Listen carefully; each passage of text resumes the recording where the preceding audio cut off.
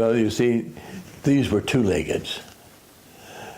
Coyote was Coyote because this two-legged, he carried Coyote traditional peculiarities, the trickster and all that stuff. Eagle, the most majestic, the most powerful of all the birds in the air. Well, that was the symbol of the Tyee, the chief. So Coyote's son, Eagle, was the chief of the village, the Tyee, the chief. Well, Coyote's son, Eagle, had 4 wives, 2 pairs of wives, 2 dove sisters and 2 mouse sisters. And they lived in the same longhouse, all of them. And Coyote fell in love with the mouse sisters. And he had to find some way that he could have those mouse sisters. Well, he's Coyote, the trickster. So he went out hunting early one morning, and he came back in. He said to his son Eagle, there's some eagles on the hillside over here. They'd be great feathers for your arrows. And so Eagle went out, and sure enough, there they were. He could pick up his bow and arrow to get some feathers for his arrows.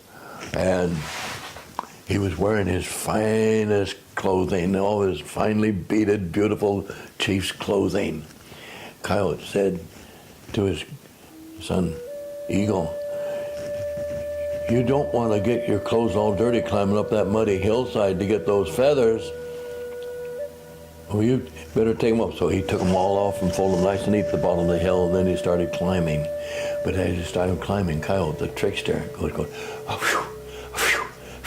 and made the hill get bigger and higher and higher. And the more Eagle climbed, the higher it got. By the time he got to where the feathers were supposed to be, it was a straight up down rocky cliff, and no way he could get back down off of it. Coyote, Eagle's dad, took and put his son's chief's clothing on him and went back to the longhouse, and he pretended he was Eagle. So he said to everybody, where's the old man? Referring to himself. Don't know, he's gone. Waited a long time. Wonder where the old man is. He's gone. Oh, he must have died.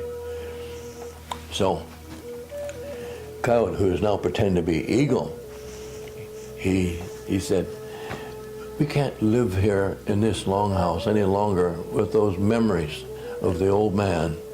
We must move to another place. Well, in the meantime, the mouse sisters, who could only see what's right in front of their noses, they couldn't tell the difference.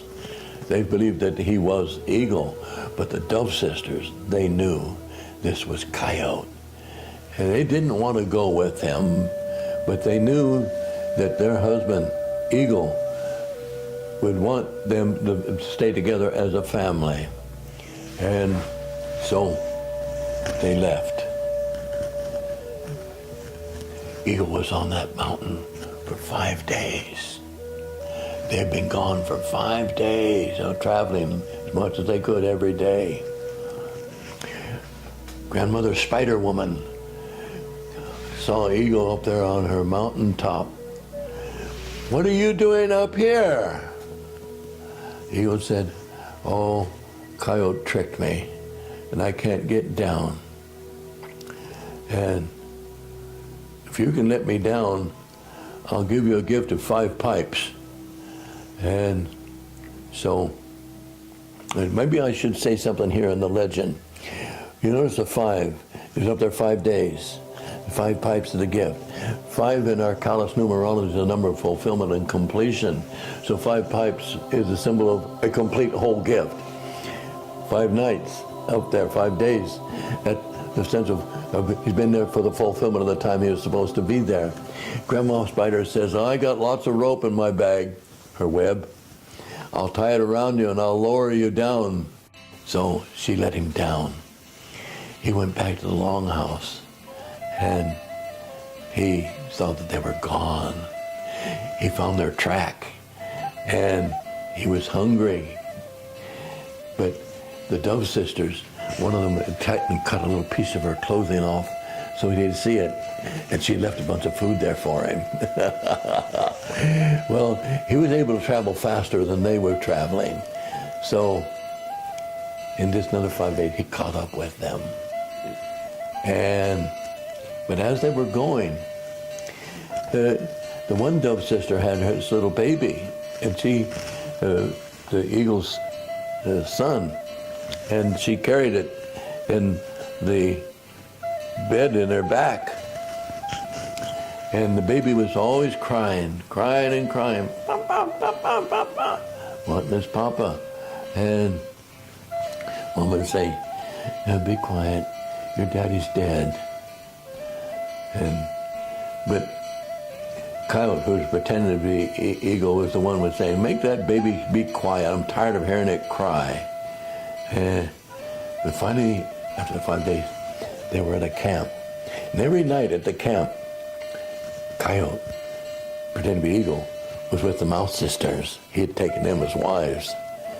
The Dove sisters camped at a great distance away from them. And every day when Coyote would go hunting, he'd kill a little tiny small deer. And the foreleg of the deer, which is the least meat, he'd give the Dove sisters and say, "Go give that to the, give it to the Mouse sisters, go give it to the Dove sisters." Well, they were going on the trail, and the Dove sisters were quite a ways behind. And the baby was crying and crying, and the cradle board on Mommy's back. Mommy said, "Be quiet, your daddy's dead." And he trying to get her to turn around.